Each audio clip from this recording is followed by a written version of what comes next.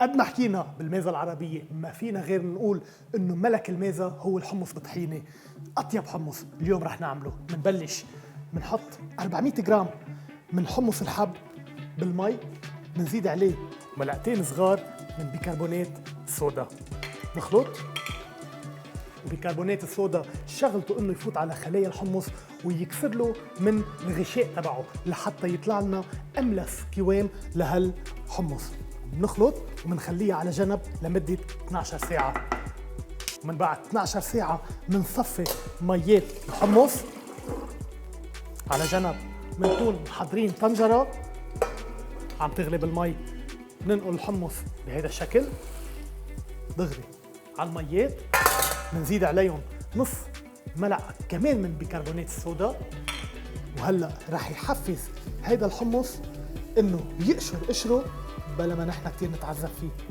خلطة صغيرة ونتركها لمدة 45 دقيقة للساعة ليستوي هذا الحمص معنا. ما بنحط ملح من أول ما نسلق هالحمص، من بعد ما يقطع نص ساعة ونتأكد إنه الحمص استوى جزئياً بنحط الملح لحتى ما يتفاعل بعملية البيكنج صودا يلي هلأ عم بيطري حبوب الحمص. وشوفوا شو عم بيعمل، ليكوا هالقشر يلي كله رح يأثر على قوامها ورح نرجع نشيله بعدين. بنخليه على جنب، نتركها بعد ربع ساعة ومنبلش بالتراتور. بنحط ربع كوب من الطحينة، بنرجع ملعقة ونص كبار من الحامض، حص ثوم واحد،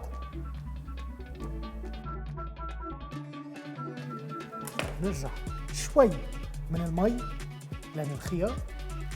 وهيدا أكيد ترخية حسب نحن الذوق كيف بدنا إياها. نخلط كمان، نزيد مي،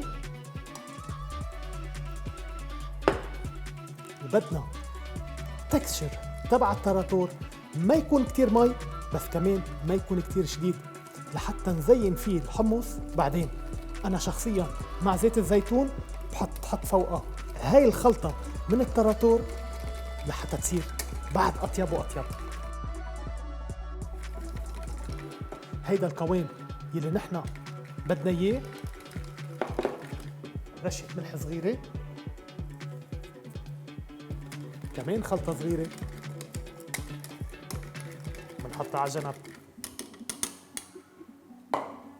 وهلا من بعد 50 دقيقة بالضبط أخذت معنا الحمص الحب استوى. بنصفيه بهالطريقة. بنرجع هيدا الحمص بنحطه بمي فاترة، وبس شوفوا كمية القشر يلي طلعت معنا من هالحمص. كمان خلطة صغيرة بالمي وكل شيء بيطلع على الوجه. بنجمعه بهالطريقة. شوفوا القشر كله بنشيله على جنب. ما كتير تركزوا انه تشيلوا القشر كله، معليه اذا ضل قسم منه، بس على القليلة نشيل معظمه كرمال لحتى نقدر نسيطر على القوام يلي بدنا اياه للحمص. وهلا صار عنا كل شيء جاهز. خلينا نبلش بخلطتنا. لكل 200 جرام من حمص الحب اكيد قلنا شلنا قشره، بنحط حصين من الثوم، كمان 200 جرام من الطحينة. دايما كمية الطحينة بتكون قد كمية الحمص بالوزن. وأهم شيء مي متلجة، تقريبا 4 ل5 ملاعق كبار من المي الباردة.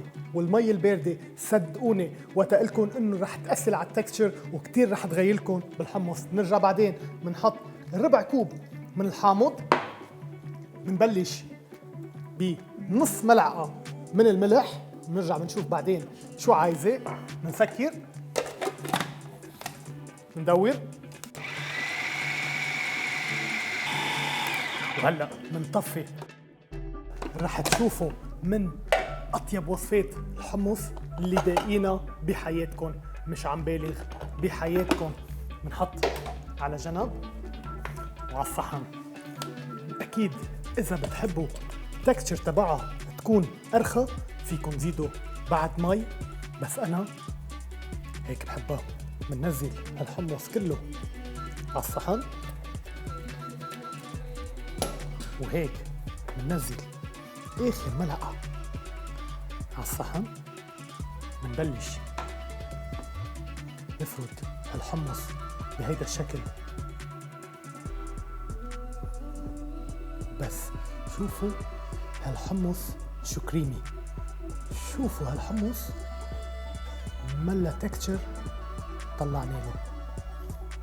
ومن بعد ما نكون عملنا هالطرقات بقلب الصحن، سمكوها لحتى تاخد هالتراتور المميز اللي عملناه.